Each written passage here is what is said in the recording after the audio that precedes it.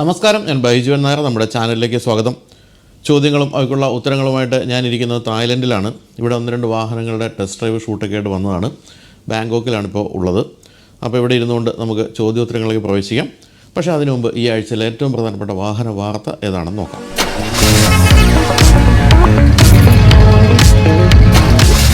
ഞെട്ടിക്കുന്ന വാഹന വാർത്തയാണ് ഈ ആഴ്ചയിലുള്ളത്. അത് ഫോക്സ്വാഗൺ പോളോ തിരിച്ചു വരുന്നു എന്നുള്ള കാര്യമാണ്. 2010 ഇന്ത്യയിൽ കാലുകുത്തുകയും നമ്മുടെ എല്ലാം പ്രിയപ്പെട്ട വാഹനമായിട്ട് വളരെ പെട്ടെന്ന് മാറുകയും ചെയ്ത ഒരു മോഡലാണ് ഫോക്സ്വാഗൺ പോളോ. പല വീടുകളിലും ആദ്യകാലത്ത് രണ്ടാമത്തെ ഒരു വാഹനമായിട്ടാണ് ഫോക്സ്വാഗൺ പോളോ വാങ്ങിച്ചിരുന്നത്. സ്ത്രീകൾക്ക് ഏറ്റവും ഇഷ്ടപ്പെട്ട വാഹനമാണ്. പല കാര്യങ്ങളിലും വളരെ പിന്നിലായിരുന്നു ആ ഒരു മോഡൽ എന്നുള്ള കാര്യം സംശയമില്ല. അതായത് കണക്ടിവിറ്റി ഫീച്ചേഴ്സ് പോലുള്ള കാര്യങ്ങളും മൊത്തത്തിൽ ഫീച്ചേഴ്സിൻ്റെ കാര്യത്തിലൊക്കെ വളരെ പിന്നിലായിരുന്നെങ്കിലും നല്ല ബിൽഡ് ക്വാളിറ്റിയും കാണാനുള്ള ഭംഗിയും ആ ഒരു രൂപത്തിൻ്റെ പ്രത്യേകത എല്ലാം കൊണ്ട് തന്നെയാണ് നമ്മുടെ എല്ലാം ഇഷ്ടപ്പെട്ട വാഹനമായിട്ട് വളരെ പെട്ടെന്ന് ഫോക്സ്വാഗൺ പോളോ മാറിയത്. എന്തായാലും 2010 തൊട്ട് 2022 ഏപ്രിൽ വരെയായിരുന്നു ഈ വാഹനം. അതായത് 12 വർഷമാണ് ഇന്ത്യയിൽ ഉണ്ടായിരുന്നത്. 12 വർഷം കൊണ്ട് 2.5 ലക്ഷം യൂണിറ്റുകളാണ് ഫോക്സ്വാഗൺ പോളോ വിറ്റഴിഞ്ഞിരുന്നത്. ആദ്യകാലത്തൊക്കെ പ്രതിമാസം 11,000 12,000 യൂണിറ്റൊക്കെ വിറ്റിരുന്നെങ്കിൽ ഏതാണ്ട് അവസാന കാലത്തോട്ട് അടുത്തപ്പോൾ 1000 യൂണിറ്റൊക്കെയായിട്ട് ചുരുങ്ങിയിരുന്നു. അങ്ങനെയാണ് ഇന്ത്യയിൽ ഫോക്സ്വാഗൺ പോളോ അപ്രത്യക്ഷമായത്, അല്ലെങ്കിൽ ഇന്ത്യയിൽ ഉൽപ്പാദനമൊക്കെ നിർത്തിയത്. എന്തുകൊണ്ടാണ് അങ്ങനെ സംഭവിച്ചതെന്നുള്ളതിന് ഉത്തരമാണ് ഞാൻ നേരത്തെ പറഞ്ഞത്. അതായത് ഒട്ടും അപ്ഡേറ്റഡ് ആയിരുന്നില്ല ഫീച്ചേഴ്സിൻ്റെ കാര്യത്തിൽ. അതിനുശേഷം ഫീച്ചേഴ്സൊക്കെ കുത്തി നിറച്ച വാഹനങ്ങൾ വരാൻ തുടങ്ങിയപ്പോൾ ഫോക്സ്വാഗൺ പോളോയ്ക്ക് നിർമ്മാണ നിലവാരം കൊണ്ട് മാത്രം പിടിച്ചു നിൽക്കാൻ പറ്റാത്ത അവസ്ഥയായി എന്നാണ് പറയേണ്ടത്.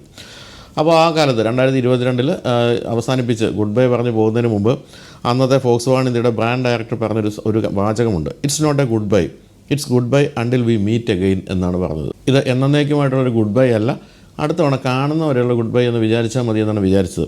ഏതായാലും 2023 ഫോക്സ്വാഗൺ പോളോയുടെ 6th ജനറേഷൻ ആഗോള വിപണിയിലെത്തിയപ്പോൾ എല്ലാവരും വിചാരിച്ചു ആ പറഞ്ഞ തിരിച്ചുവരവ് ഇപ്പോഴാണ് ഉണ്ടാകാൻ പോകുന്നത്. പക്ഷേ അങ്ങനെയൊന്നും സംഭവിച്ചില്ല.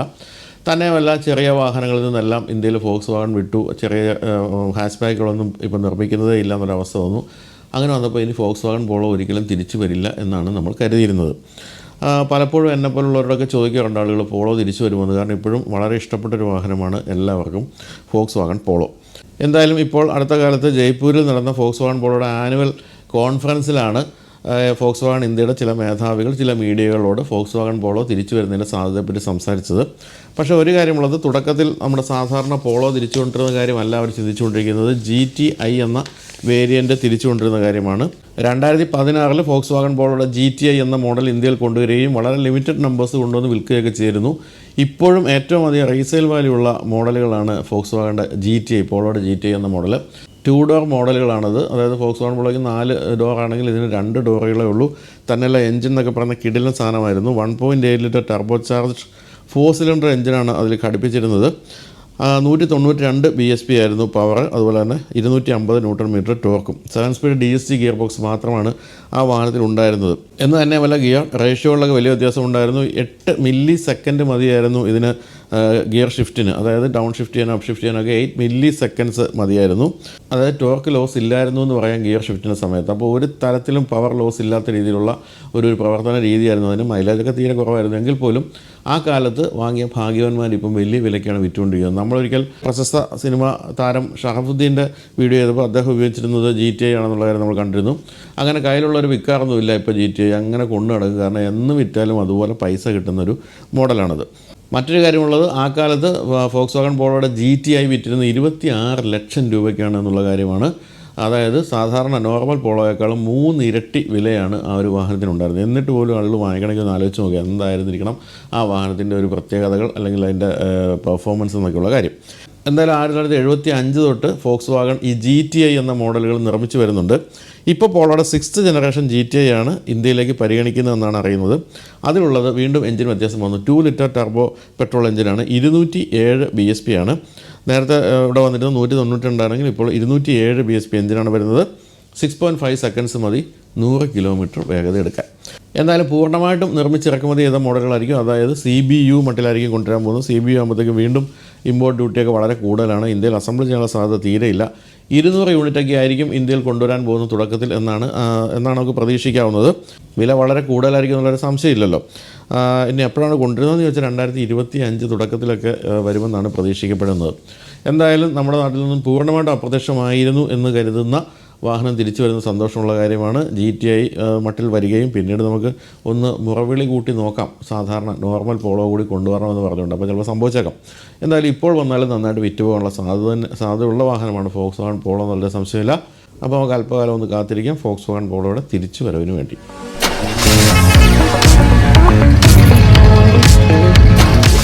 ഇനി ആദ്യത്തെ ചോദ്യത്തിലേക്ക് കിടക്കാം. ആദ്യത്തെ ചോദ്യം വെച്ചിരിക്കുന്നത് നളിനി രാജശേഖറാണ്, കാട്ടാക്കട നിന്നും. ഞങ്ങൾ ഏറെക്കാലം ജർമ്മനിയിലായിരുന്നു. അവിടെ ഫോക്സ് വാഗൺ ID4 കുറേ കാലം ഉപയോഗിച്ചിരുന്നു. ഇപ്പോൾ ഞാനും കുട്ടികളും നാട്ടിലാണ്. ഇവിടെയും ഒരു ഇലക്ട്രിക് കാർ വാങ്ങാനിരിക്കുമ്പോഴാണ് ID4 ഇന്ത്യയിൽ വരുന്നു എന്ന വാർത്ത കണ്ടത്. ഇത് ജർമ്മനിയിലെ ID4 തന്നെ ആയിരിക്കുമോ? എന്നാണ് ഈ മോഡൽ ലോഞ്ച് ചെയ്യുന്നതെന്നാണ് ചോദിച്ചിരിക്കുന്നത്. ഞാൻ ഈ അടുത്ത കാലത്ത് ജർമ്മനി പോയപ്പോൾ ഹാംബർഗിൽ 2-3 ദിവസം താമസിക്കേണ്ടായി. ആ സമയത്ത് നമ്മൾ ഊബർ വിളിച്ചതെല്ലാം തന്നെ ഫോക്സ് വാഗൺ ID4 ആയിരുന്നു. അത് ഇന്ത്യക്കാരാണ് അധികം ഓടിച്ചുകൊണ്ടിരുന്നത്. ഇന്ത്യക്കാരും അതുപോലെ തന്നെ മലയാളി കുട്ടികളും പാർട്ട് ടൈമായിട്ടൊക്കെ വാഹനം ഓടിക്കുന്നവരൊക്കെ ഈ ID4 ആണ് കൊണ്ടുവന്നിരുന്നത്. അപ്പോൾ എല്ലാവരും വളരെ നല്ല അഭിപ്രായമാണ് ID4നെ പറ്റി പറഞ്ഞത്. ഇലക്ട്രിക് കാറാണ്, നല്ല സ്പേസ് ഉണ്ട്, കാണാൻ നല്ല ഭംഗിയുണ്ട്, പക്ക യൂറോപ്യൻ സ്റ്റൈലിങ്ങുമാണ്. അപ്പോൾ ആ തരത്തിൽ വളരെയധികം ആ നാട്ടുകാർക്ക് ഇഷ്ടപ്പെട്ട വാഹനമാണത്. അതുകൊണ്ട് തന്നെയാണ് നളിനി രാജശേഖരൻ അവിടെ അത് ഉപയോഗിച്ചിരുന്ന ആൾ വീണ്ടും നാട്ടിൽ വന്നപ്പോൾ അത് വാങ്ങിക്കുന്നതിനെ പറ്റി ചിന്തിച്ചത്. 2020 തന്നെ ഇന്ത്യയിൽ സത്യത്തിൽ ഫോക്സ് വാഗൺ ID4ൻ്റെ ടെസ്റ്റ് ഡ്രൈവ് ആരംഭിച്ചിരുന്നു. നമ്മളിപ്പോൾ കഴിഞ്ഞ വർഷം ഫോക്സ് വാഗണിൻ്റെ ആനുവൽ കോൺഫറൻസ് നടന്ന കൊച്ചിയിൽ ഗ്രാൻഡ് ഹയത്തിലായിരുന്നു. ആ സമയത്ത് ഈ വാഹനം അവിടെ കൊണ്ടുവന്ന് എക്സിബിറ്റ് ചെയ്തിരുന്നു. നമ്മുടെ ഒരു വീഡിയോയിൽ കാണിക്കുകയും ചെയ്തിരുന്നു.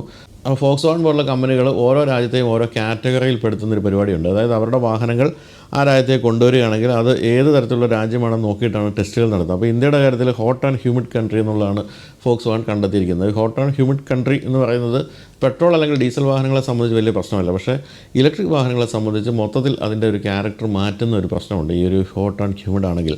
അപ്പോൾ അതുകൊണ്ട് തന്നെ വളരെ ഗംഭീരമായ ടെസ്റ്റ് ഡ്രൈവുകൾ വർഷങ്ങളോളം നടത്തിയതിന് ശേഷം മാത്രമേ ഇന്ത്യയുടെ സാഹചര്യങ്ങൾക്ക് പറ്റുന്ന വാഹനമാണോ ഇത് എന്ന് തീരുമാനിക്കുകയുള്ളൂ. അപ്പോൾ അതിനുള്ള നീക്കങ്ങളായിരുന്നു ഇവിടെ നടന്നുകൊണ്ടിരുന്നത് 2020 തൊട്ട്. അങ്ങനെ 4 വർഷം ടെസ്റ്റ് ഡ്രൈവ് കഴിഞ്ഞ ശേഷമാണ് ഇപ്പോൾ ഇന്ത്യക്ക് പറ്റുന്ന വാഹനമാക്കിയിട്ട് ID4 മാറിയിട്ടുണ്ടെന്ന് തീരുമാനിക്കപ്പെടുന്നത്. അതുകൊണ്ടാണ് ID4 ഇനിയിപ്പോൾ ഇന്ത്യയിൽ വരുന്നു എന്ന് ധൈര്യമായിട്ട് ഫോക്സ് വാഗൺ പ്രഖ്യാപിച്ചത്. ഇന്ത്യയിൽ CBU ആയിട്ടാണ് ID4 വരുന്നത്, അതായത് പൂർണ്ണമായും നിർമ്മിച്ച് ഇറക്കുമതി തന്നെയാണ് ചെയ്യുന്നത്. അതുകൊണ്ട് തന്നെ നളിനി ജർമ്മനിയിൽ ഓടിച്ച അതേ വാഹനമാണ് ഇന്ത്യയിൽ വരുന്നത്, യാതൊരു മാറ്റവും ഉണ്ടാവുകയില്ല. എന്നാൽ ഇന്ത്യൻ റോഡുകൾക്ക് പറ്റുന്ന രീതിയിൽ ഇതിൻ്റെ സസ്പെൻഷനൊക്കെ ഒന്ന് മാറിയിരിക്കാനുള്ള സാധ്യതയുണ്ട്. മാറുകയെന്നല്ല, ഒന്ന് ട്യൂൺ ചെയ്യുകയോ അല്ലെങ്കിൽ ഒരല്പം ഉയർത്തുകയോ ഒക്കെ ചെയ്തിരിക്കാനുള്ള സാധ്യതയുണ്ട്. ഈ വർഷം അവസാനം തന്നെ ഫോക്സ് വാഗൺ ID4 ഇന്ത്യയിൽ വിപണിയിലെത്തുമെന്നാണ് പറയപ്പെടുന്നത്. 50 തൊട്ട് 60 ലക്ഷം രൂപ വരെയൊക്കെയായിരിക്കും ഈ വാഹനത്തിൻ്റെ വില. എന്ന് പറഞ്ഞാൽ പ്രധാനമായിട്ടും ഈ വാഹനം കോമ്പറ്റ് ചെയ്യാൻ വരാൻ പോകുന്ന ഏറ്റവും പുതിയ ഹ്യുണ്ടായി കോന, ഹ്യുണ്ടായിയുടെ ഐണിക് 5, കിയയുടെ EV6 അങ്ങനെ തുടങ്ങിയ വാഹനങ്ങളുമായിട്ടായിരിക്കും. പിന്നെ ഇപ്പോൾ ഏറ്റവും പുതുതായിട്ട് വരാൻ പോകുന്ന BYDയുടെ സീൽ പോലുള്ള വാഹനങ്ങളുമായിട്ട് കോമ്പറ്റ് ചെയ്യുന്നൊരു വാഹനമായിരിക്കും വില വെച്ച് നോക്കുമ്പോൾ. ഇന്ത്യയിലെ twin motor all wheel drive variant മാത്രമാണ് വരാനുള്ള സാധ്യത എന്നാണ് കേൾക്കുന്നത്. ഒരു സിംഗിൾ മോട്ടോർ വേരിയൻറ്റ് കൂടി ഉണ്ട് ID4ന്. പക്ഷേ ഇന്ത്യയിൽ വരുന്ന ട്വിൻ മോട്ടോർ ആയിരിക്കും, അതുപോലെ തന്നെ ഓൾ വീൽ ഡ്രൈവ് ആയിരിക്കും. ഓൾ വീൽ ഡ്രൈവ് ആകുമ്പോൾ ഒരു ഗുണമെന്ന് വെച്ചാൽ എപ്പോഴും നല്ല റോഡ് ഗ്രിപ്പ് ഉണ്ടാകും എന്നുള്ള കാര്യമാണ്. 330 BHP ആയിരിക്കും മോട്ടറിൻ്റെ പവർ എന്നാണ് പറയുന്നത്, കമ്പൈൻഡ് പവർ 2 മോട്ടോറുകളുടെയും കൂടെ. 517 കിലോമീറ്റർ ആയിരിക്കും മാക്സിമം ഡ്രൈവിംഗ് റേഞ്ച് കിട്ടുക, അല്ലെങ്കിൽ മൈലേജ് എന്ന് പറയുന്ന കാര്യം. 6.9 സെക്കൻഡ്സ് മതി 100 കിലോമീറ്റർ വേഗത എടുക്കാൻ എന്നുള്ളതാണ്. ഇത്രയൊക്കെയാണ് നമുക്ക് അറിയാൻ പറ്റുന്ന കാര്യങ്ങൾ. എന്തായാലും ഈ വർഷം അവസാനം വരെ വെയിറ്റ് ചെയ്യുകയാണെങ്കിൽ ID4 തന്നെ കിട്ടും. അല്ലെങ്കിൽ ഇപ്പോൾ ഞാൻ പറഞ്ഞ പോലെ നളിനിക്ക് നോക്കാവുന്നൊരു ഗംഭീര വാഹനമാണ് BYDയുടെ സീൽ എന്ന് തുടങ്ങിയ വാഹനങ്ങൾ. പക്ഷേ സീലിലേക്ക് ഒരു പ്രശ്നം വരാവുന്നത് റീസെയിൽ വാല്യൂ കുറവായിരിക്കും എന്നുള്ള കാര്യമാണ്. പക്ഷേ ID4 അല്ലെങ്കിൽ ഐണിക് 5 EV6 ഒക്കെ വാങ്ങിക്കുകയാണെങ്കിൽ ആ പ്രശ്നം ഉണ്ടാവുകയില്ല, റീസെയിൽ വാല്യൂ കാര്യമായിട്ടുണ്ടാകും. അപ്പോൾ എന്തായാലും ഒന്ന് കാത്തിരുന്നാൽ ഈ വർഷം അവസാനം ഇന്ത്യയിൽ തന്നെ ജർമ്മനിയിൽ ഓടിച്ച അതേ ID4 വാങ്ങിക്കാം. ലെഫ്റ്റ് റൈറ്റ് സ്റ്റിയറിംഗ് മാത്രമേ വ്യത്യാസം ഉണ്ടാവുകയുള്ളൂ. ഇന്ത്യക്ക് വേണ്ടി എന്തായാലും റൈറ്റ് സൈഡിലായിരിക്കും സ്റ്റിയറിംഗ് എന്നുള്ളതല്ലാതെ മറ്റ് യാതൊരു വ്യത്യാസമില്ലാത്ത വാഹനമായിരിക്കും ഇന്ത്യയിൽ ലഭ്യമാവുക. അടുത്ത ചോദ്യം അയച്ചിരിക്കുന്നത് എബ്രഹാം ഇട്ടി ആണ്, കാഞ്ഞിരപ്പള്ളിയിൽ നിന്നും. ഞാനിപ്പോൾ ഉപയോഗിക്കുന്ന 2011 മോഡൽ മാരുതി സ്വിഫ്റ്റ് ഡിസയറാണ്. 2.5 ലക്ഷം കിലോമീറ്റർ ഓടി. ഞാനിപ്പോഴും ഹാപ്പിയാണ്. ഇനി ഒരു പുതിയ സ്വിഫ്റ്റ് ഡിസയർ വാങ്ങണമെന്നുണ്ട്. ഇപ്പോഴത്തെ മോഡൽ 6 വർഷം പഴക്കമുള്ളതാണല്ലോ. ആ മോഡലിൽ ഫേസ് ലിഫ്റ്റ് ഉടനെ വരുമോ? ഇപ്പോഴുള്ളത് വാങ്ങുന്നത് അബദ്ധമാകുമോ എന്നാണ് ചോദിച്ചിരിക്കുന്നത്. അതായത് ഫേസ് ലിഫ്റ്റ് മോഡൽ വരികയാണെങ്കിൽ ഇപ്പോൾ വാങ്ങിക്കുന്നത് പഴയതായി പോകുമല്ലോ, അതാണ് അദ്ദേഹം ചോദിച്ചിരിക്കുന്നത്. 2008 ആദ്യമായിട്ട് സ്വിഫ്റ്റ് ഡിസയർ വിപണിയിലെത്തിയത്. സ്വിഫ്റ്റ് എന്ന ഹാഷ് ബാക്കിൽ നിന്നും ജനിച്ച ഒരു മോഡലായിട്ടാണ് ഡിസയറിനെ പറയാവുന്നത്. പക്ഷേ പലപ്പോഴും നമ്മൾ കണ്ടുവരുന്ന കാര്യം ഹാഷ് ബാക്കിനെ പിടിച്ച് സെഡാനാക്കുമ്പോൾ ഏച്ച് കിട്ടിയത് മുഴച്ചിരിക്കുമെന്ന് പറഞ്ഞ പോലെ പിൻഭാഗത്തിൽ ബൾക്കി സാധനമായിട്ട് അങ്ങനെ നിൽക്കും. പക്ഷേ ഡിസയറിൻ്റെ കാര്യത്തിൽ ആദ്യം കണ്ടപ്പോൾ തന്നെ നമ്മൾ സമ്മതിച്ചു, ഇത് ഒരിക്കലും ഏച്ച് കെട്ടിയൊരു മോഡലായിട്ട് തോന്നുന്നില്ല. അതായത് ഇത് ഒരു സെഡാനായിട്ട് തന്നെ ഡിസൈൻ ചെയ്ത മോഡൽ എന്നാണ് നമുക്ക് തോന്നിയത്. അത്രയും ആയിരുന്നു അതിൻ്റെ ഒരു ഇൻ്റഗ്രേഷൻ. അതായത് ഹാഷ് ബാക്കിനെ സെഡാനാക്കി മാറ്റിയ ആ ഒരു ഇൻ്റഗ്രേഷൻ എന്നുള്ളതാണ് ഉദ്ദേശിച്ചത്. ഈ വാഹനത്തെ വേണമെങ്കിൽ മാരുതിയുടെ എസ്റ്റീമിൻ്റെ പിൻഗാമി എന്നും വിളിക്കാം. എസ്റ്റീമിന് ശേഷം വന്ന മാരുതിയുടെ സെഡാനാണിത്. അതുകൊണ്ട് തന്നെ എസ്റ്റീമിൻ്റെ പിൻഗാമിയായിട്ട് കാണാവുന്നതാണ്. 2012 സെക്കൻഡ് ജനറേഷൻ ഡിസയർ വന്നു. 2017 തേർഡ് ജനറേഷൻ വന്നു. ഇപ്പോഴും ടോപ്പ് സെല്ലിംഗ് വാഹനങ്ങളിലൊന്നാണ് സ്വിഫ്റ്റ് ഡിസയർ. 2023 1.57 ലക്ഷം ഡിസയറുകളാണ് ഇന്ത്യയിൽ വിറ്റഴിഞ്ഞത്. പലപ്പോഴും നമ്മൾ ടാക്സിയൊക്കെ പിടിക്കുമ്പോൾ വരുന്ന ഡിസയറാണ്. കാരണം ബൂട്ട് സ്പേസ് ഉണ്ട്, നല്ല ഇൻറ്റീരിയർ സ്പേസ് ഉണ്ട്, നല്ലൊരു വാഹനമാണ് ഡിസയർ. ഇപ്പോൾ പുതിയ സ്വിഫ്റ്റും ഡിസയറും വരികയാണ്. സ്വിഫ്റ്റ് വരികയാണെന്നുള്ള കാര്യം കമ്പനി പ്രഖ്യാപിച്ചു കഴിഞ്ഞു. സ്വിഫ്റ്റ് വന്നാൽ തീർച്ചയായിട്ടും പിന്നാലെ അതിൻ്റെ സെഡാൻ മോഡലായ ഡിസയറും വരുമെന്നുള്ളൊരു സംശയമില്ല. ഹിമാചൽ പ്രദേശിൽ വിൻ്റർ ടെസ്റ്റിംഗ് നടത്തുന്ന പുതിയ ഡിസയറിൻ്റെ സ്പൈ ഷോട്ടുകൾ ഓൺലൈൻ മീഡിയകളിലൊക്കെ പ്രസിദ്ധീകരിക്കപ്പെട്ടിട്ടുണ്ട്. ഇത്തവണത്തെ ഡിസയറിൽ ഏറ്റവും വലിയ പുതുമ എന്താണെന്ന് ചോദിക്കുകയാണെങ്കിൽ സൺറൂഫ് വരുന്നു എന്നുള്ള കാര്യമാണ്. അങ്ങനെ വന്നാൽ അത് ഈ സെഗ്മെൻറ്റിൽ ആദ്യമായിട്ട് സൺറൂഫ് പ്രത്യക്ഷപ്പെടുന്ന മോഡലായിരിക്കും. അതുപോലെ കാര്യമായ ഡിസൈൻ മാറ്റങ്ങൾ ഉണ്ടാകും. ബമ്പർ, അതുപോലെ ഗ്രില്ല്, ഹെഡ് ലാമ്പ് എന്നിവയൊക്കെ പുതിയ ഡിസൈനിലായിരിക്കും. ഉള്ളിൽ 9 ഇഞ്ച് ടച്ച് സ്ക്രീൻ ഉണ്ടാകും. സ്റ്റിയറിംഗിൽ ക്രൂയിസ് കൺട്രോൾ സ്വിച്ചുകൾ വരും. വലിയ മീറ്റർ കൺസോൾ സ്ക്രീൻ വരും. Automatic climate control, keyless entry എന്നിവയൊക്കെ പ്രതീക്ഷിക്കാം. ഉൾഭാഗം പുതുതായിട്ട് വരാൻ പോകുന്ന സ്വിഫ്റ്റിൻ്റെ ഫേസ് ലിഫ്റ്റ് മോഡലിന് അതേ ഇൻറ്റീരിയർ തന്നെ ആയിരിക്കും കൊടുക്കുക. അതുകൊണ്ട് 360 ഡിഗ്രി ക്യാമറയും പ്രതീക്ഷിക്കാം. അഡാസ് ഫീച്ചേഴ്സ് ഉണ്ടാകാനുള്ള സാധ്യത തീരെയില്ല. കാരണം അത്രയും വിലയൊന്നുമുള്ള ഒരു വാഹനമല്ല ഡിസയർ. അത്രയും വിലയ്ക്ക് അത് വിൽക്കാനും പറ്റില്ല. അതുകൊണ്ട് അഡാസ് ഫീച്ചേഴ്സ് ഒന്നും പ്രതീക്ഷിക്കരുത്. എൻജിൻ 1.2 ലിറ്റർ ഇസഡ് സീരീസ് എൻജിനായിരിക്കും. ഇത് 3 ലിറ്റർ 82 bhp എൻജിനാണ്. 108 ന്യൂട്ടൺ മീറ്ററാണ് മാക്സിമം ടോർക്ക്. 5 സ്പീഡ് മാനുവലും 5 സ്പീഡ് AMT ഗിയർ ബോക്സുമായിരിക്കും ഈ വാഹനത്തിൽ ഉണ്ടാവുക. CNG വേരിയൻറ്റും ഉണ്ടാകും. ഈ വർഷം ഒടുവിലായിരിക്കും പുതിയ സ്വിഫ്റ്റ് ഡിസയർ വരാൻ പോകുന്നത്. സ്വിഫ്റ്റ് ഡിസയർ ഇപ്പോൾ പറയാറില്ലെന്ന് തോന്നുന്നു അല്ലേ? മാരുതി ഡിസയറിനെ പറയാറുള്ളൂ. സ്വിഫ്റ്റ് എന്നുള്ള പേര് ഇപ്പോൾ ഈ സെഡാൻ മോഡലിൽ നിന്ന് എടുത്ത് കളഞ്ഞിട്ടുണ്ട്. എന്നാലും പുതിയ സ്വിഫ്റ്റും വരികയാണ്. അതിനെപ്പറ്റി ഞാൻ ഈ അടുത്ത കാലത്ത് ഈ പ്രോഗ്രാമിൽ പറഞ്ഞിരുന്നു. വളരെ രസകരമായിട്ട്, വളരെ സ്റ്റൈലിഷായിട്ട്, വളരെ മോഡേൺ ആയിട്ടുള്ള ഡിസൈനിലാണ് പുതിയ സ്വിഫ്റ്റ് വരാൻ പോകുന്നത്. ഈ സ്വിഫ്റ്റ് പോലുള്ള വളരെ സ്പോർട്ടിയായ മോഡലുകളുടെ ഏറ്റവും വലിയ പ്രശ്നം ഇന്ത്യയിൽ വരുമ്പോൾ അതിന് നല്ല ഈ ഓട്ടോമാറ്റിക് ഗിയർ ബോക്സ് ഉണ്ടാവുകയില്ല എന്നുള്ള പ്രശ്നമാണ്. എപ്പോഴും AMT ഗിയർ ബോക്സ് കൂടി ആയിരിക്കും വരിക. പക്ഷേ അതിൽ നല്ലൊരു ഓട്ടോമാറ്റിക്, ഇപ്പോൾ മാരുതിയുടെ കയ്യിലുള്ള 6 speed automatic torque converter automatic കൊടുക്കുകയാണെങ്കിൽ നല്ല രീതിയിൽ വിറ്റുപോകാനുള്ള സാധ്യതയുണ്ട്. എന്തുകൊണ്ടാണ് മാരുതി അത് ചെയ്യാത്തതെന്ന് അറിഞ്ഞുകൂടാ. എന്തായാലും ഏറ്റവും പുതിയ ഡിസയർ വരുമ്പോഴും ടോർക്ക് കൺവെർട്ടർ ഓട്ടോമാറ്റിക് ഒന്നും പ്രതീക്ഷിക്കേണ്ട, AMT ആയിരിക്കും. അത് ഒഴിച്ച് നിർത്തിയ ബാക്കി എല്ലാ കാര്യങ്ങളിലും ഗംഭീരമായ വാഹനമായിരിക്കാനാണ് സാധ്യത. അടുത്ത ചോദ്യം അയച്ചിരിക്കുന്നത് സുഫൈലാണ്. നിസാൻ മാഗ്നൈറ്റ് എടുക്കാൻ ഉദ്ദേശിക്കുന്നു. മാഗ്നൈറ്റിൻ്റെ ഫേസ് ലിഫ്റ്റ് വരാറായോ? മാഗ്നൈറ്റിൻ്റെ സ്റ്റിയറിംഗ് റെസ്പോൺസ് കുറവാണെന്ന് ചിലരൊക്കെ പറയുന്നത് ശരിയാണെന്നാണ് ചോദിച്ചിരിക്കുന്നത്. ഈ വർഷം ഡിസംബറിൽ നിസാൻ മാഗ്നൈറ്റിൻ്റെ ഫേസ് ലിഫ്റ്റ് വരും എന്നുള്ള കാര്യം ഉറപ്പായി കഴിഞ്ഞു. ഇന്ത്യയിൽ പലയിടത്തും ടെസ്റ്റ് മ്യൂളുകൾ അങ്ങനെ ടെസ്റ്റ് ഡ്രൈവ് നടത്തിക്കൊണ്ടിരിക്കുന്നുണ്ട്. ചെറിയ മാറ്റങ്ങളൊക്കെ പ്രതീക്ഷിച്ചാൽ മതി. കാരണം എന്തെങ്കിലുമൊക്കെ മാറ്റങ്ങൾ വന്നുകൊണ്ടിരിക്കണം എന്നുള്ളതുകൊണ്ട് തന്നെയുള്ള മാറ്റമായിട്ട് പ്രതീക്ഷിച്ചാൽ അല്ല, വലിയ സംഭവമൊന്നും ആയിരിക്കില്ല. അതായത് രൂപത്തിൽ കുറച്ച് ഫീച്ചേഴ്സിൻ്റെ കാര്യത്തിലും മാറ്റം ഉണ്ടാകും. ഇപ്പോൾ ഇന്ത്യയിൽ നിസാൻ്റെ ബ്രെഡ് ആൻഡ് ബട്ടർ എന്ന് വിളിക്കാവുന്ന ഈ ഒരു വാഹനമാണ്. കാരണം അതില്ലെങ്കിൽ നിസാൻ പൂട്ടിപ്പോകുന്ന അവസ്ഥയിലാണ്. പക്ഷേ നിസാനെ നിലനിർത്താൻ അത് മതി എന്നുള്ള മട്ടിലാണ് അതിൻ്റെ ഒരു വിൽപ്പന. അത്രയും നന്നായിട്ട് വിറ്റ് പോകുന്നുണ്ട്. ഞാനൊക്കെ പലർക്കും സജസ്റ്റ് ചെയ്തിട്ട് വാഹനം വാങ്ങിച്ചിട്ടുണ്ട്. ആരും കംപ്ലയിൻ്റ് ഒന്നും പറഞ്ഞിട്ടില്ല. മറ്റൊരു കാര്യമുള്ളത്, ഇനി പുതുതായിട്ട് വരാൻ പോകുന്ന 2-3 മോഡലുകളുണ്ട് നിസാനിൽ നിന്നും. അതായത് എക്സ്ട്രയിൽ, അതുപോലെ ജൂക്ക്, അങ്ങനെയുള്ള നല്ല രസികൻ മോഡലുകളൊക്കെ വരുന്നുണ്ട്. അതുവരെ എന്തായാലും നിസാൻ മാഗ്നൈറ്റ് തന്നെയായിരിക്കും നിസാൻ ഇന്ത്യയിൽ കാര്യമായിട്ട് വിറ്റുകൊണ്ടിരിക്കുക. അപ്പോൾ എന്തൊക്കെയായിരിക്കും മാറ്റങ്ങൾ നോക്കുകയാണെങ്കിൽ ബമ്പർ, അലോയ് വീലുകൾ, പുതിയ ഹെഡ് ലാമ്പുകൾ, tail lamp, auto dimming rear view mirrors, sunroof, ventilated സീറ്റുകൾ എന്നിവയൊക്കെയാണ് പുതിയ മോഡലിനൊക്കെ പ്രതീക്ഷിക്കാവുന്നത്. അതായത് ഇതിലൊക്കെ മാറ്റം വരുന്നു, പുതുതായിട്ട് ഫീച്ചേഴ്സൊക്കെ വരുന്നു. അതിൽ എഞ്ചിനിൽ മാറ്റമൊന്നും ഉണ്ടാകാൻ ഇടയില്ല. 1 ലിറ്റർ 3 സിലിണ്ടർ പെട്രോൾ, അത് 72 bhp ആണ്. പിന്നെ ടർബോ ചാർജ് പെട്രോൾ, അത് 100 bhp ആണ്. ഈ 2 എഞ്ചിൻ തന്നെ തുടരും. മറ്റൊരു കാര്യമുള്ളത്, ചെറിയ വാഹനമാണെങ്കിൽ പോലും അതിൽ CVT ട്രാൻസ്മിഷൻ ഉണ്ട്, AMT ട്രാൻസ്മിഷൻ ഉണ്ട്. അങ്ങനെ പല ഓപ്ഷൻസ് ഉണ്ടെന്നുള്ള കാര്യമാണ്. പിന്നെ വളരെ ഉയർന്ന സീറ്റിംഗ് പൊസിഷനാണ്. അതുകൊണ്ട് തന്നെ സ്ത്രീകൾക്കൊക്കെ ഓടിക്കാൻ നല്ല ഇഷ്ടപ്പെട്ട ഒരു വാഹനമാണിത്. മറ്റൊരു കാര്യം, കോമ്പാക്റ്റ് ആണ്. എന്നാൽ ഇൻറ്റീരിയർ സ്പേസ് മോശമല്ല. ഇൻറ്റീരിയർ കാണാനും നല്ല ഭംഗിയാണ്, എക്സ്റ്റീരിയർ കാണാനും ഭംഗിയാണ്. ഇത്രയൊക്കെയാണ് എനിക്ക് നിസാൻ മാഗ്നൈറ്റിനെ പറ്റി തോന്നിയിരിക്കുന്ന കാര്യം. ഞാനത് ദീർഘദൂരമൊക്കെ ഓടിച്ചിട്ടുണ്ട്. ഞാൻ കൊച്ചിയിൽ നിന്നും തമിഴ്നാട്ടിലൊക്കെ ഓടിച്ചിട്ടുണ്ട്. വളരെ ഹാപ്പിയായിരുന്നു. വളരെ ഭംഗിയായിട്ട് ഓടിച്ചു പോകാവുന്ന ഒരു വാഹനമാണിത്. മോസ്റ്റ് അഫോർഡബിൾ കോമ്പാക്റ്റ് SUV എന്നാണ് അതിനെ വിളിക്കുന്ന പേര്. അതേ സെഗ്മെൻറ്റിലുള്ള മറ്റു വാഹനങ്ങൾ, ഇപ്പോൾ സോണറ്റ് ആയാലും വെന്യൂ ആയാലും എല്ലാമായിട്ട് കമ്പയർ ചെയ്യുമ്പോൾ വില കുറവാണെന്നുള്ളതാണ് നിസാൻ മാഗ്നൈറ്റിൻ്റെ ഒരു ഗുണം എന്ന് പറയുന്നത്. അപ്പോൾ ഇനിയിപ്പോൾ ഫീച്ചേഴ്സും കൂടി ഇതുപോലെയൊക്കെ വരികയാണെങ്കിൽ, ഇപ്പോൾ ഞാൻ നേരത്തെ പറഞ്ഞ വെന്റിലേറ്റഡ് സീറ്റുകൾ, അതുപോലെ തന്നെ സൺറൂഫ്, അത്തരം കാര്യങ്ങളൊക്കെ കൂടെ വന്നു കഴിയുമ്പോൾ ഈ ഒരു സെഗ്മെൻറ്റിലെ മറ്റു വാഹനങ്ങളുമായിട്ട് കോമ്പറ്റ് ചെയ്യാവുന്ന, ഡയറക്റ്റ് ഒന്ന് കോമ്പറ്റ് ചെയ്യാവുന്ന ഒരു വാഹനമായിട്ട് നിസാൻ മാഗ്നൈറ്റ് മാറും.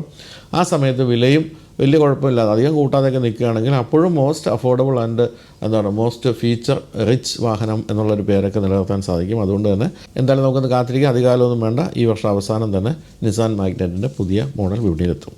അടുത്ത ചോദ്യം അയച്ചിരിക്കുന്ന ഫസലുള്ള CM ആണ്. ഈ ചോദ്യം പലരും ചോദിക്കാൻ ആഗ്രഹിക്കുന്നതായിരിക്കും. എനിക്ക് തോന്നുന്നത് നമ്മൾ ചോദ്യോത്തരങ്ങളൊക്കെ തുടങ്ങിയ കാലത്ത് ആരോ ചോദിച്ചിട്ടുണ്ട്, ഞാൻ ഉത്തരം പറഞ്ഞിട്ടുണ്ടെന്നുള്ള കാര്യമാണ്. എന്തായാലും നമ്മുടെയൊക്കെ മനസ്സിലുള്ള ചോദ്യമാണ് ഫസലുള്ള ചോദിച്ചിരിക്കുന്നത്.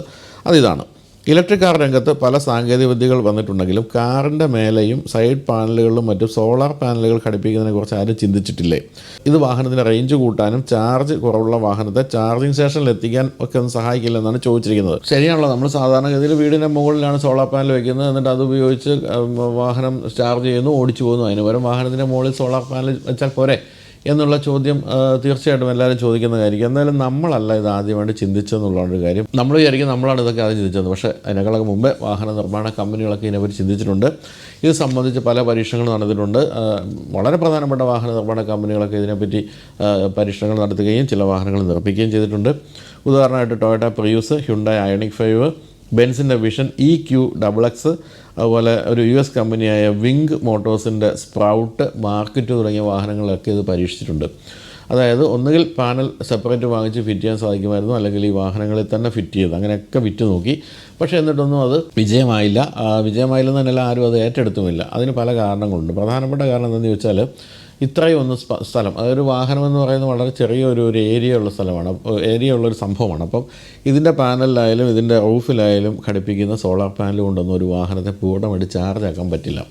അതൊരു കാര്യം. രണ്ടാമത്തെ കാര്യം, ഈ വാഹനങ്ങൾ ഓടിക്കൊണ്ടേയിരിക്കുന്ന സംഭവങ്ങളാണല്ലോ. അപ്പം നമുക്ക് ഈ വെയിലുള്ളിടത്ത് മാത്രമേ ഇത് ഓടാൻ പറ്റുകയുള്ളൂ എന്നൊന്നുമില്ല. തന്നെയുമല്ല, എപ്പോഴും സൂര്യപ്രകാശം ഉണ്ടായിരിക്കണമെന്നില്ല. പലപ്പോഴും 5-6 മാസം പോലും സൂര്യപ്രകാശം എത്തിപ്പെടാത്ത സ്ഥലങ്ങൾ പോലും ലോകത്തിലുണ്ട്. അങ്ങനെയൊക്കെയുള്ളപ്പോൾ ഈ വാഹനം ഉപയോഗിക്കാനേ പറ്റില്ല എന്നൊരവസ്ഥ വരുമല്ലോ.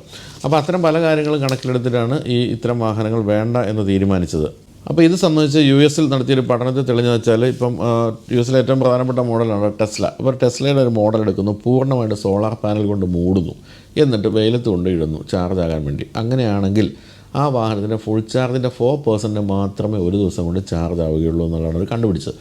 അങ്ങനെ ആ വെയിലത്ത് തന്നെ ഇട്ടിരിക്കാതിരിക്കട്ടെ, 200 മണിക്കൂർ വേണം ആ ടെസ്ല ഫുൾ ചാർജ് ആകാനുള്ള സോളാർ പവർ ആ വാഹനത്തിന് കിട്ടാൻ. സൂര്യൻ്റെ താഴെ കൊണ്ട് 200 മണിക്കൂറോടെന്ന് വെച്ചാൽ എത്ര ദിവസം ഇടണമെന്ന് ആലോചിച്ച് കഴിഞ്ഞാൽ, ആ 200 മണിക്കൂർ ഇട്ട് കഴിഞ്ഞാൽ അത് ഫുൾ ചാർജ് ആകും. പക്ഷേ അങ്ങനെയൊന്നും വാഹനം ഓടിച്ചു നടക്കാൻ പറ്റുകയില്ല എന്നുള്ളതുകൊണ്ട് തന്നെ ആ പരീക്ഷണങ്ങളെല്ലാം പരാജയപ്പെടുകയാണ് ഉണ്ടായത്. സോളാർ പാനലിൻ്റെ വിലയാണെങ്കിൽ വളരെ കൂടുതലാണെന്ന് അറിയാലോ. വാഹനത്തിനേക്കാളും വില വരും സോളാർ പാനൽ എന്നുള്ള അവസ്ഥ. സോളാർ പാനലുകൾ പൂർണ്ണമായിട്ട് ഫിറ്റ് ചെയ്തൊരു വാഹനത്തിന് 40 ലക്ഷം തൊട്ട് 2 കോടി രൂപ വരെ വില വരാമെന്നാണ് കണക്കാക്കപ്പെടുന്നത്. അങ്ങനെ അത്രയും വില കൊടുത്ത് സോളാർ പാനൽ ഫിറ്റ് ചെയ്യുന്നതിലും ഭേദം നമ്മൾ പെട്രോൾ വണ്ടിയോ ഡീസൽ വണ്ടിയോ വാങ്ങിക്കുന്നതല്ലേ എന്നുള്ളതാണ് മറ്റൊരു ചോദ്യം. ഫസലുള്ള ചോദിച്ചൊരു ചോദ്യം എന്ന് വെച്ചാൽ, നമ്മളിപ്പം ഓടി ഒരു സ്ഥലത്ത് എത്തുന്നു, ചാർജ് തീരാറാകുന്നു, ചാർജിന് ശേഷം വരെ ഓടിയെത്താനുള്ള ചാർജ് കിട്ടാൻ ഈ സോളാർ പാനൽ സഹായിക്കില്ല എന്നാണ് ചോദിച്ചിരിക്കുന്നത്. പക്ഷേ ഇത്രയും ഇൻവെസ്റ്റ് ചെയ്തിട്ട് നമ്മൾ ഈ 3-4 കിലോമീറ്റർ ഓടി ചാർജ് സ്റ്റേഷനിൽ എത്താനുള്ള ചാർജിന് വേണ്ടി ഇത്രയും ഇൻവെസ്റ്റ് ചെയ്യുക എന്ന് പറയുന്നതും പോസിബിളായിട്ടുള്ള കാര്യമില്ല. ഇങ്ങനെ പല കാര്യങ്ങൾ കൊണ്ടാണ് അത് വിജയിക്കാതെ പോയത്. അപ്പോൾ ഇതിലൊക്കെ ഭേദം വീട്ടിൽ മുകളിൽ ടെറസിൽ സോളാർ പാനൽ വയ്ക്കുകയും അതുകൊണ്ട് ചാർജ് ചെയ്ത് വാഹനം ഓടിക്കുകയും ചെയ്യുന്നതല്ലേ എന്നുള്ളതാണ് ചോദ്യം. എന്തായാലും പക്ഷേ ഇത്തരം പരീക്ഷണങ്ങളൊന്നും ഒരിക്കലും നിലയ്ക്കുന്നില്ല. നമ്മളിപ്പം മനസ്സിലാക്കിയ പോലല്ലോ ഈ ലോകത്തിൻ്റെ വിവിധ ഭാഗങ്ങളിലുള്ള വാഹന കമ്പനികളിലെ വിദഗ്ധരെല്ലാം ഇതിനെപ്പറ്റി തല വഹിക്കുന്നുണ്ട്. പക്ഷേ എന്തായാലും ഇത്തരത്തിലുള്ള കാര്യങ്ങളിലെ നിരീക്ഷണങ്ങളൊന്നും ഒരിക്കലും അവസാനിക്കുന്നില്ല. ലോകത്തിൻ്റെ പല ഭാഗങ്ങളിലും ഇരുന്ന് പല വാഹന നിർമ്മാണ കേന്ദ്രങ്ങളിലെ R&Dയിലുള്ളവർ ഇതിനെപ്പറ്റി തല വഹിക്കുന്നുണ്ടാകും. അപ്പോൾ ഒരുപക്ഷെ വർഷങ്ങൾക്ക് ശേഷമൊക്കെ പൂർണ്ണമായും സോളാർ പാനൽ കൊണ്ട് ബോഡി പാനൽ ഉണ്ടാക്കിയ വാഹനങ്ങൾ വന്നേക്കാം. മാറ്റങ്ങളൊക്കെ തീർച്ചയായിട്ടും നമുക്ക് പ്രതീക്ഷിക്കുകയും ചെയ്യാം. അപ്പോൾ ഇപ്പോഴത്തെ അവസ്ഥയിൽ ഒട്ടും വയബിൾ അല്ല ഇത് എന്നാണ് നമ്മൾ മനസ്സിലാക്കുന്നത്. ഇനി നമുക്ക് നമ്മുടെ അവസാന സെഗ്മെൻറ്റിലേക്ക് പോകാം. അത് ഇസുസു എന്ന വാഹന നിർമ്മാണ കമ്പനിയെക്കുറിച്ചാണ്.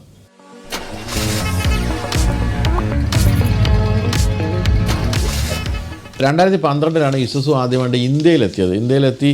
നമ്മൾ വിചാരിച്ചത് ഇന്ത്യ കീഴടക്കുമെന്നൊക്കെയാണ്. പക്ഷേ അങ്ങനെ ഒന്നും ഉണ്ടായില്ല. എന്തൊക്കെയാണ് പ്രശ്നങ്ങളെന്ന് അറിഞ്ഞുകൂടാ ഇസുസുവിൻ്റെ. എന്തായാലും ആകെ 1-2 ചെറിയ മോഡലുകളുമായിട്ട് ഓടിക്കൊണ്ടിരിക്കുകയാണ്. അതിലേറ്റവും പ്രധാനപ്പെട്ട മോഡൽ D-Max V-Cross എന്ന ലൈഫ് സ്റ്റൈൽ പിക്കപ്പ് ട്രക്കാണ്. അടുത്ത കാലത്ത് ടൊയോട്ട ഹൈലക്സ് വന്നപ്പോൾ അതിൻ്റെ കാര്യം പരിങ്ങലിലായി നിൽക്കുകയാണ്. അതിനുശേഷം ഫോർഡ് റേഞ്ചർ വരുന്നെന്ന് കേൾക്കുന്നു. അങ്ങനെയാണെങ്കിൽ വീണ്ടും പരിങ്ങലിലാകാനുള്ള സാധ്യതയുണ്ട്. ഞാനിപ്പോൾ ഇവിടെ ഇരിക്കുന്ന തായ്ലൻഡിലൊക്കെ എവിടെ നോക്കിയാലും ഇസുസുവാണ്. ഇസുസുവിൻ്റെ ഏറ്റവും വലിയ മാർക്കറ്റാണ് തായ്ലൻഡ്. പക്ഷേ എന്തുകൊണ്ടാണ് ഇന്ത്യയിൽ കാര്യമായ രീതിയിൽ ഇസുസുവിൻ്റെ ഒഫീഷ്യൽസ് ഇന്ത്യയെ കാര്യമായി എടുക്കാത്തത് എനിക്ക് അറിഞ്ഞുകൂടാ. എന്തായാലും വളരെ മികച്ച വാഹനങ്ങളാണ്, നല്ല കരുത്തുറ്റ വാഹനങ്ങളാണെന്നുള്ളൊരു സംശയമില്ല. അപ്പോൾ ഇന്ത്യയിൽ 2012 വന്നതെങ്കിലും വളരെ വർഷത്തെ ചരിത്രമുള്ളൊരു കമ്പനിയാണ് ഇസുസു എന്നുള്ള കാര്യം സംശയമില്ല. ജപ്പാനിലാണ് ജനിച്ചിരിക്കുന്നത്. 1893 ഈ കമ്പനിയുടെ ജനനം എന്നാണ് പറയേണ്ടത്. പക്ഷേ തുടക്കം വാഹന നിർമ്മാണത്തിലായിരുന്നില്ല, ഷിപ്പിംഗ് കമ്പനിയായിട്ടായിരുന്നു. ഇപ്പോഴത്തെ അവസ്ഥയിൽ 151.74 ബില്യൺ ജാപ്പനീസ് യെൻ വരുമാനമുള്ള കമ്പനിയാണ് ഇസുസു. പാസഞ്ചർ വാഹനങ്ങൾ, കമേഴ്ഷ്യൽ വാഹനങ്ങൾ, ഡീസൽ എഞ്ചിനുകൾ, ഡീസൽ ജനറേറ്ററുകൾ എന്നിവയൊക്കെയാണ് പ്രധാനമായിട്ടും കമ്പനി നിർമ്മിക്കുന്നത്. പ്രതിവർഷം 7 ലക്ഷത്തിലേറെ വാഹനങ്ങൾ നിർമ്മിക്കുന്നുണ്ട്. 52,000 ജീവനക്കാർ ഇസുസുവിൽ ജോലി ചെയ്യുന്നുണ്ട്. 23 രാജ്യങ്ങളിൽ നിർമ്മാണ പ്ലാന്റുകളുണ്ട്. 100-ലധികം രാജ്യങ്ങളിൽ ഇസുസുവിൻ്റെ വാഹനങ്ങൾ വിൽക്കുന്നുണ്ട്.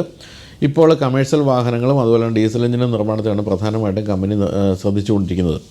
ഇനി കമ്പനിയുടെ തുടക്കത്തിലേക്ക് പോവുകയാണെങ്കിൽ Tokyo Ishikawajima ship building and engineering company എന്നായിരുന്നു ആദ്യകാലത്ത് ഇസുസുവിൻ്റെ പേര്. 1893 തൊട്ട് ഈ കപ്പൽ നിർമ്മാണത്തിലും മറ്റുമായിരുന്നു ഈ കമ്പനി ഏർപ്പെട്ടിരുന്നത്. 2018 പാസഞ്ചർ വാഹനങ്ങൾ നിർമ്മിക്കാനായിട്ട് ഇസുസു കമ്പനി തീരുമാനിക്കുന്നത്. അന്ന് ഇസുസു നല്ല കേട്ടോ കമ്പനിയുടെ പേര്.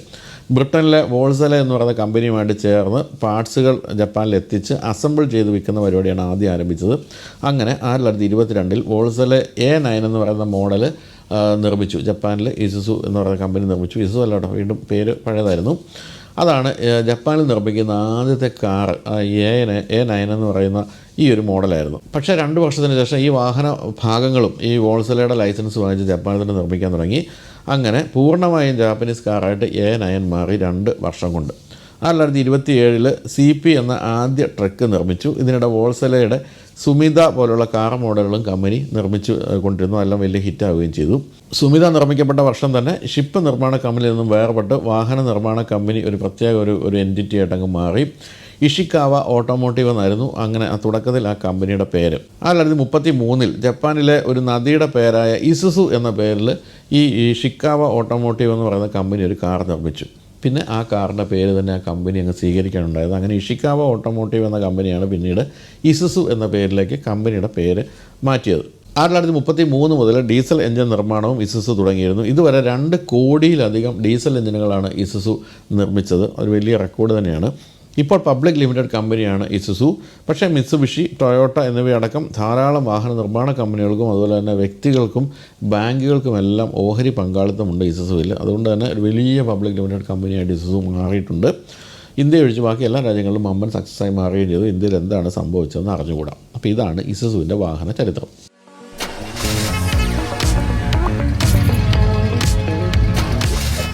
അപ്പോൾ ഇത്രയൊക്കെയാണ് ഈ ആഴ്ചയിലെ ചോദ്യോത്തരങ്ങളായിട്ട് പറയാനുള്ളത്. ഇപ്പോൾ ഏറ്റവും സന്തോഷമുള്ള കാര്യം ഫോക്സ്വാഗൺ പോളോ തിരിച്ചു വരുന്നു എന്നുള്ള കാര്യമാണ്. നമുക്ക് അതിനായിട്ട് കാത്തിരിക്കാം. ഇപ്പോൾ പോപ്പുലർ ഹുണ്ടായെ പറ്റി പറയാം. പോപ്പുലർ ഹുണ്ടായി ഇന്ത്യയിലെ ഏറ്റവും വലിയ ഹുണ്ടായ ഡീലർഷിപ്പാണ്.